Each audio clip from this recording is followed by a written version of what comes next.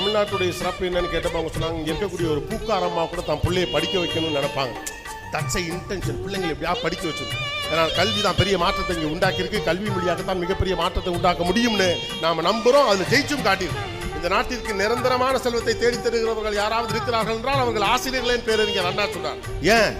நீங்க தான் இந்த நிரந்தரமான செல்வங்கள், உங்களை தேடி தருகிறவர்கள் தான் இந்த ஆசிரியர்கள். அதனாலதான் நிரந்தரமான செல்வத்தை தேடி தருகிறவர்கள் சொல்லலாம். அப்ப கல்வியின் வழியாகத்தான் நம்ம மிகப்பெரிய மாற்றத்தையும் சமூக மாற்றத்தையும் எல்லாத்தையும் இங்க நம்ம கொண்டாந்துருக்கோம். அப்ப education is a big thing. நம்ம ஊரை பொறுத்த வரைக்கும் நம்ம படிக்கிறது நாம படிக்கிறது கிடையாது, தியாகத்தில் வளர்ந்தது இந்த படிப்பு. எங்கேயாவது உண்டா இந்த மாதிரி குண்டுமணி தங்க கூட கழுத்துல போடாம இருக்கிறப்ப, 3 வேளை சாப்பாட்டுக்கு கஷ்டப்படுறப்ப கூட எப்படியாவது பிள்ளைய படிக்க வைக்கணும்னு நினைக்கிற ஊர் நம்ம ஊர்.